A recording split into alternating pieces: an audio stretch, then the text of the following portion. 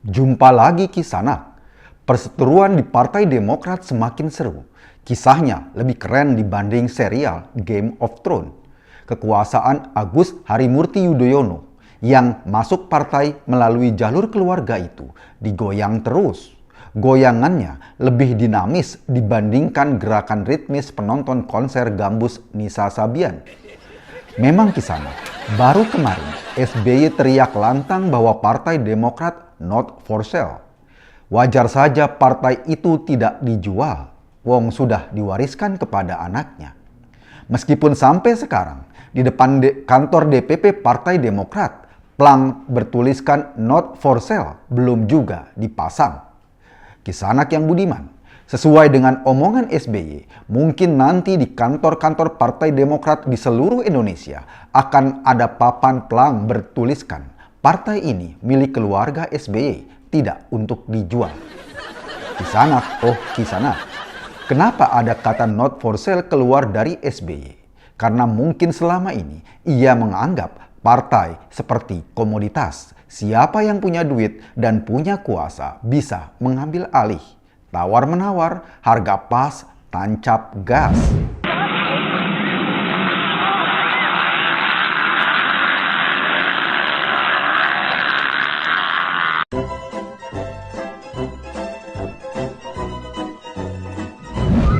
Entahlah Kisanak, apakah cara yang sama juga dilakukan SBY ketika mendapatkan Partai Demokrat dari para pendirinya.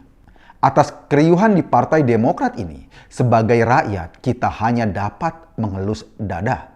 Entahlah dada siapa, Kisanak.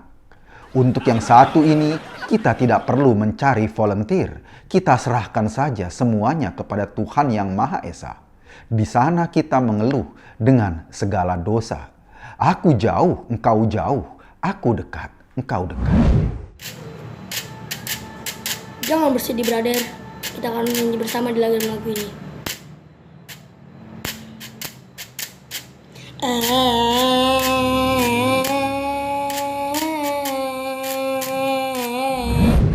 Kisanak yang budiman, saat petinggi Partai Demokrat not for sale, seorang petinggi partai lain justru sedang mengungsi. Rhoma Irama, pendiri Partai Idaman, diberitakan meninggalkan rumahnya di Jakarta Selatan karena kebanjiran. Rhoma tidak bersedih karena banjir. Yang ia sedihkan, ia tidak bisa lari pagi. Lari pagi, Ted. Untuk sehat jasmani. Lari pagi, Ted. Untuk kita semua. Lari pagi, muda semua. Lari pagi, tantangan di kemari. Lari pagi. Kisanak yang budiman, sebelum Rhoma, ternyata putranya Ridho Rhoma sudah duluan mengungsi dari rumahnya. Ridho memilih menginap di tahanan Polda Metro Jaya, padahal rumah Ridho tidak kebanjiran. Ia hanya terkena kasus narkoba saja. Kisanak, lain Ridho, lain lagi Nisa Sabian. Ia juga suka mengungsi meski tidak kebanjiran, khususnya setelah konser gambusnya. Kita tidak tahu Kisanak, apakah Nisa mengungsi ke hotel di kamar yang ada connecting door-nya. Bahkan untuk kasus ini, Kak Emma saja tidak tahu banyak Kisanak. Rahasia pengungsian Nisa bisa bertahan selama 2 tahun. Untuk menjawab pengungsian Nisa ini, cobalah kita bertanya pada Ayus yang bergoyang. Ho. Dino riko suguhi bara. Dino sing tau riko. Kisanak yang budiman, SBY dan keluarga memang sekuat tenaga mempertahankan Partai Demokrat tetap dalam genggamannya. Andi Arief juga tetap membantu dengan mempertahankan Partai Demokrat dengan geriginya yang fenomenal itu. Sementara Rahlan Nasidik sedikit sebal karena dana 9 miliar untuk bantuan Museum SBY Ani dibatalkan oleh Pemda Jatim. Lain lagi dengan Tengku Zul, meski tidak ada hubungannya dengan Partai Demokrat, ia tetap dengan hobinya, sabung ayam. Kenapa mereka semua selain Tengku Jul mempertahankan dengan sekuat tenaga Partai Demokrat tersebut. Sebab mereka tidak mau menjadi pihak yang mengungsi seperti Rhoma Irama ke partai lainnya. Jika partainya terjual, SBY dan rekan-rekannya mau mengungsi di partai apa Kisanak? Kisanak, oh Kisanak. SBY sekuat tenaga mempertahankan partainya agar nasibnya tidak sama dengan warga Cipinang Melayu yang dijanjikan tidak terendam banjir oleh Anies Baswedan, tetapi kini malah diberi bonus air setinggi 4 meter. Kisanak, lain SBY, lain lagi Anies Baswedan, sebab memang susah mencari persamaan keduanya.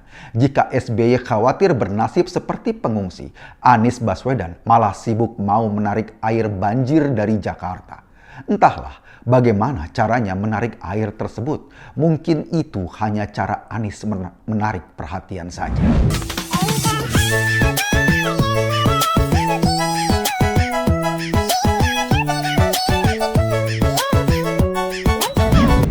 Dalam usahanya mengatasi banjir, Anies berjanji dalam waktu 6 jam banjir Jakarta akan surut. Jika 6 jam tidak surut juga, akan diberlakukan perpanjangan waktu karena skornya masih draw. Jika setelah perpanjangan waktu tidak surut juga, ditetapkan untuk dilakukan adu penalti.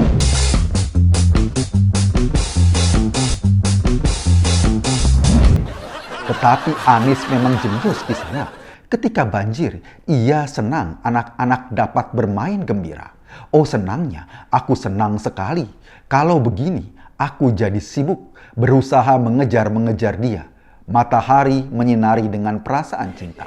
Tapi mengapa hanya Anies yang dimarahi?